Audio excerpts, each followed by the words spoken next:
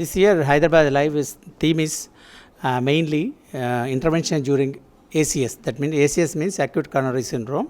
That is like patients who are suffering from recurrent chest pain like angina, or patients who are developing like acute heart attack like STEMI, NSTEMI and unstable angina.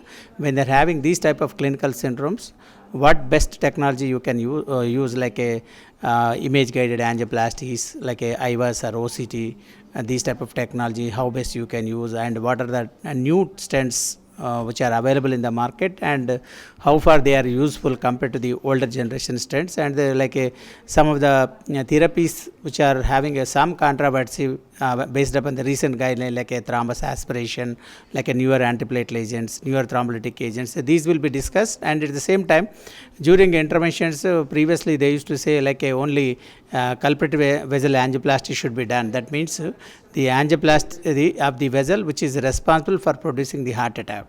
But the recent guidelines have clearly mentioned that not only that one, and if other non-culprit vessel angioplasty, if you are doing, definitely results will be much better compared to persons who are receiving only a single culprit vessel angioplasty. That means if you do the non-culprit vessel angioplasty also, they will have a better prognosis.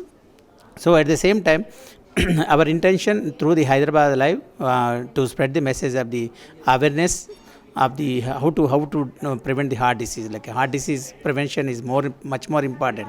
Why? Because now India is, particularly South Asian country, people are more prone for heart attack. Why? Because genetically we are more prone. You see commonly like a truncal obesity, like a pear-shaped obesity, which is very common in South India, and incidence of diabetes very high. Blood pressure incidence, this is called syndrome X, like a truncal obesity lead to insulin resistance, hypertension, elevated sympathetic activity, and elevated triglyceride levels.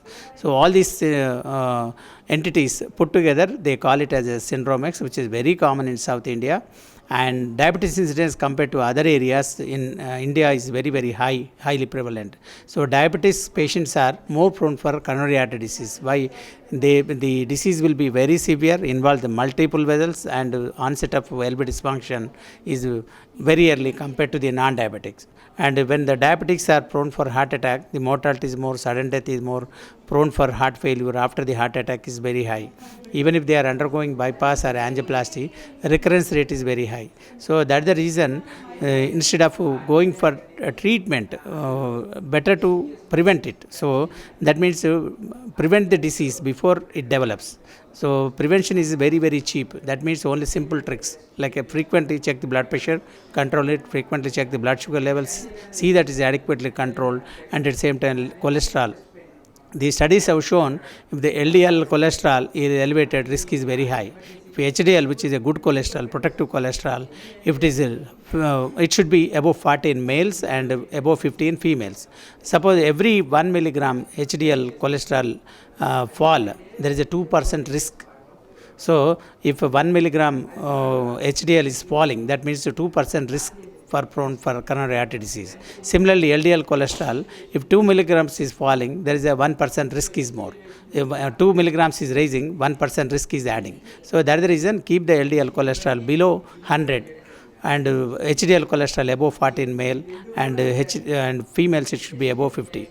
So good way to improve the HDL cholesterol, those who are having, better to do the exercise, take green leafy vegetables and fresh fruits, and at the same time good exercise, isotonic exercise like running, jogging, swimming or cycling. These type of exercise with a balanced diet definitely maintain the optimal body weight, definitely improves the HDL levels, and LDL levels will be very well controlled. So if you do regular exercise and adequately control the body weight, chance of developing hypertension is less, chance of diabetes is less, and cholesterol levels will be better. In addition to these things, better to stop the smoking, quit the smoking if you are smoking, and if you don't smoke, you encourage your friends to quit the smoking. That's very important. At the same time, alcohol is also lead to, many people they think that when you take the alcohol, protected from the heart attack. That is only 1 to pegs, but majority of the times if they take more alcohol muscle will become dysfunctional. That is called alcohol cardiomyopathy. They are prone for irregularity of the heart rate, that is atrial fibrillation. So, better to avoid the alcohol and cigarette, which are very harmful, and there are no advantages. And control the body weight, control the maintain the balanced diet, and at the same time adequately treat and control the risk factors. These are the main important things in controlling and preventing the heart attack. So, whenever the heart attack develops, please don't ignore symptoms. Main symptoms are chest pain, difficulty in breathing, or giddiness. Sometimes they may present like a recurrent hiccups, belchings, or sometimes they may have a like acidity type of symptoms. They may have a both arms dragging pain. When these symptoms are there, particularly if they are having a like a 25 plus male or 40 plus female, and if they are having a risk factors, definitely chance of heart disease more likely. In that case, go to the nearest center, take the ECG, take the echo or troponin I, and rule out the heart attack. So what happens if you rule out the heart attack? You are saving your heart muscle. Suppose if you detect the early, and if you go to the hospital early, and if you undergo the treatment, heart muscle is saved. Suppose if you are going to the hospital very late, by the time heart muscle is damaged, even if we are taking the treatment, what happens, though you are spending the money, the benefit is less.